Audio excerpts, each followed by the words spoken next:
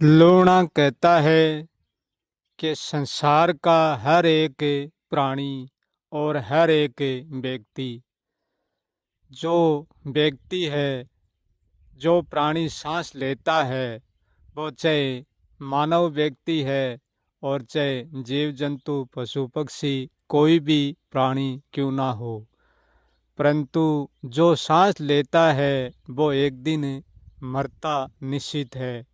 ये तय है और ये एक शाश्वत नेम भी है। इसको कोई टाल नहीं सकता। जिसका जन्म हुआ है उसकी मृत्यु निश्चित है। हर प्राणी हर व्यक्ति मरता क्यों है? मरता इसलिए है कि हर व्यक्ति जब मरता है, जब छोटा होकर ही मरता है। व्यक्ति, हर प्राणी हर पल हर सांस के साथ छोटा होता जाता है। हर एक क्षण के साथ छोटा होता जाता है। संसार में जो भी आता है वो छोटा होने के लिए ही आता है, और जो छोटा होता है वो मरता है। संसार का हर प्राणी छोटा होया बिना मर नहीं सकता और बड़ा होया बिना जन्म नहीं ले सकता।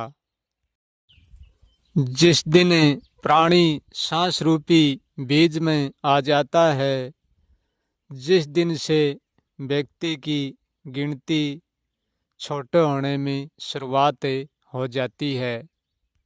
जब तक व्यक्ति के पास छोटे होने का अवसर रहता है, क्या जीव जंतु, क्या अन्य प्राणियों के पास छोटे होने का अवसर रहता है, जब तक कि वे इस संसार में जीवन जीते हैं।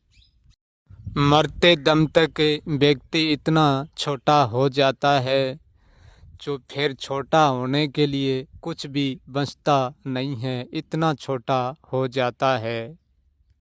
अति सूक्ष्म से ही अति सूक्ष्म छोटा हो जाता है। फिर छोटा होने के लिए उसके पास कुछ भी नहीं बचता।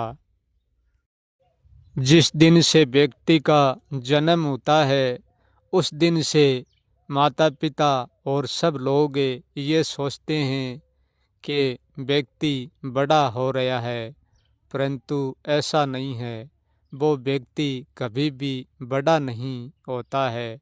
वो व्यक्ति हर पल हर एक सांस के सागे, हर एक दिन के सागे छोटा होता जाता है।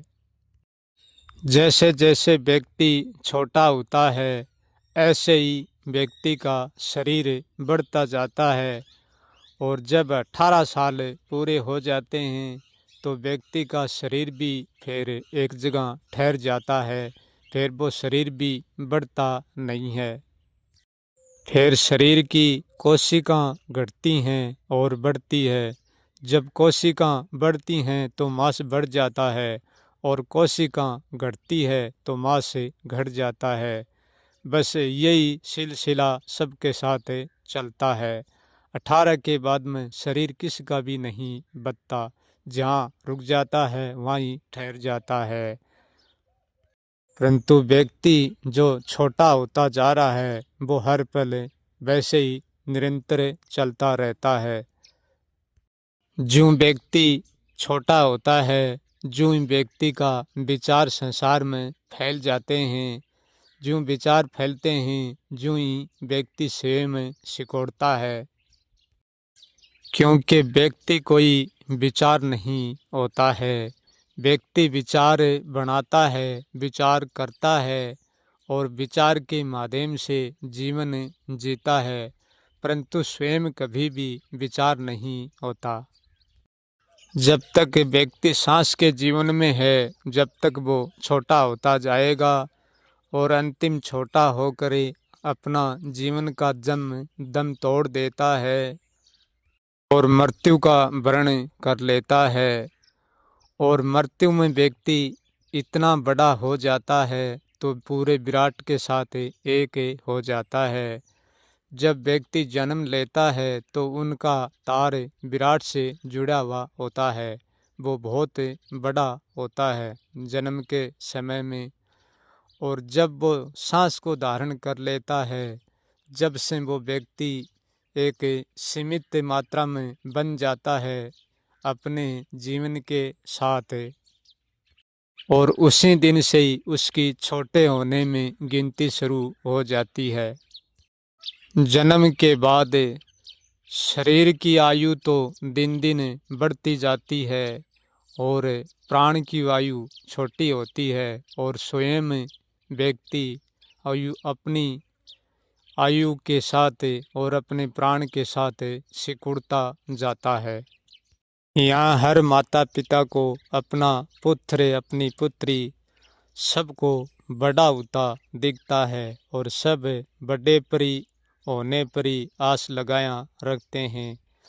छोटा होने के बारे में कोई भी नहीं जानता कि ये हमारा पुत्र आज से छोटा होना शुरू हो गया है, और हम भी साथ साथ हर सांस के साथ छोटा होते हैं।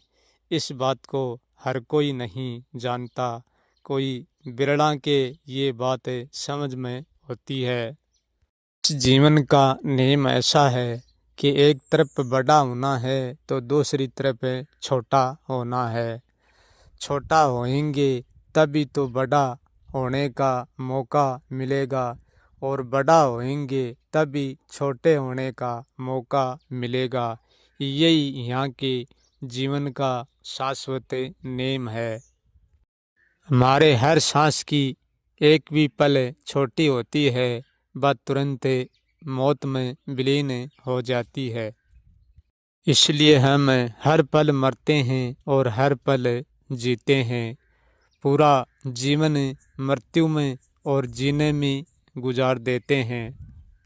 हमारी हर सांस का आना और हमारी हर सांस का जाना, यही व्यक्ति का छोटा होना है।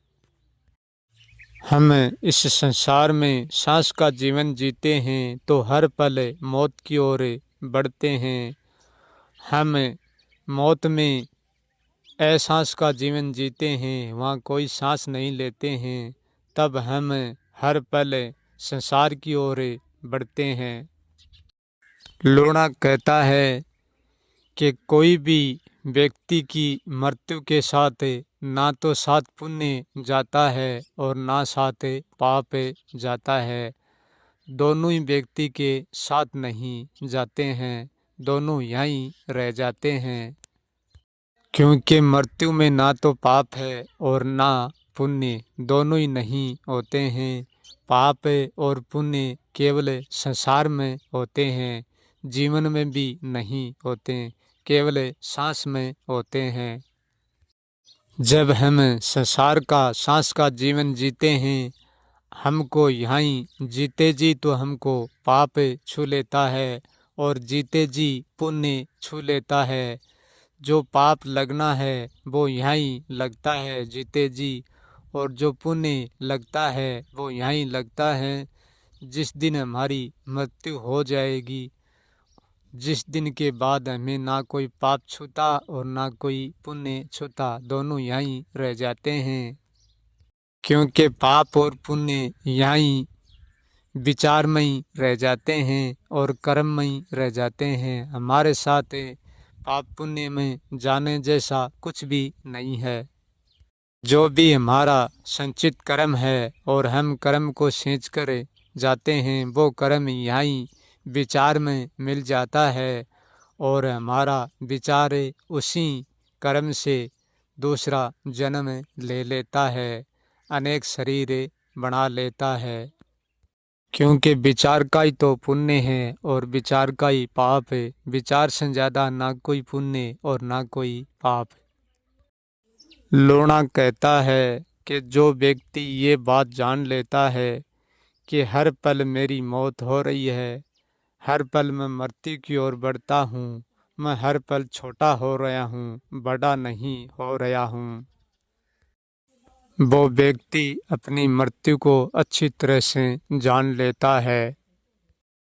वो व्यक्ति संसार से तो छोटा भलाई हो जाता है, क्योंकि संसार से तो नेम के अनुसार सबको छोटा होना पड़ेगा, परंतु वो मौत में कभी भी बड़ा नहीं हो सकता। वो मौत का बड़ापन वहीं रोक देता है, वो मौत में बड़ा नहीं होगा।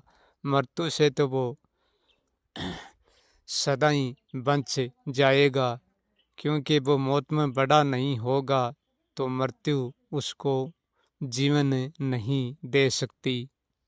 क्योंकि अपने बल पर मौत को और अपने जीवन को जान लेता है, वो फिर दोनों को हरा सकता है। फिर उनका हर एक विचार मुक्ति की ओर मुड़ जाता है, उनकी सांस भी मुक्ति की ओर मुड़ जाती है, क्योंकि वो व्यक्ति छोटा होने से पहले ही मर जाता है, जीते जी मर जाता है। क्योंकि वो बहते हुए जीवन में और बहते हुए सांसों में और बहते हुए विचार में सब कुछ के बीच में ही वो मिट जाता है, मर जाता है।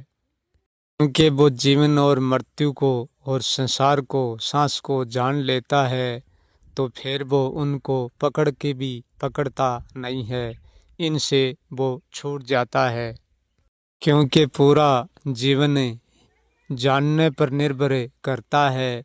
जो जीवन और मृत्यु को जानता है वो ही जीवित मर सकता है, अन्यथा जीवित नहीं मरता।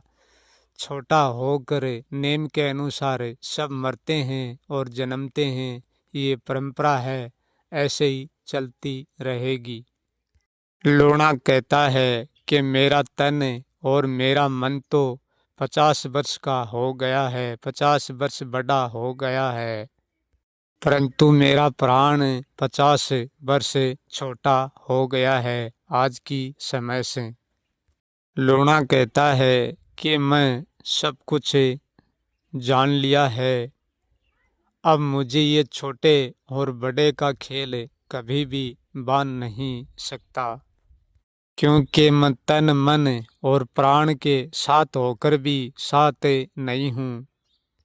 भलाई संसार मुझे तन मन प्राण के साथ ही देखती है और साथ ही मानती है, परंतु मैं उनके साथ नहीं हूँ, क्योंकि ना तो अब मैं छोटा होने में हूँ और ना मैं बड़ा होने में हूँ। मैं छोटे और बड़े से दोनों से मुक्त हो गया, दोनों से मिट गया हूँ, इसलिए अब मैं कुछ भी नहीं हूँ। लूणा कहता है कि जब तक मेरी भूल थी, जब तक कि मैं तन और मन प्राण के साथ था, जब मैं जीवन और मृत्यु को नहीं जानता था, जब मैं जीवन मृत्यु के साथ था, तन मन के और प्राण के साथ था, परंतु आज मैं तन को जानता हूँ, मन को, प्राण को भी जानता हूँ और जीवन को और मृत्यु को सबको जानता हूँ, इसलिए मैं उनके साथ नहीं हूँ।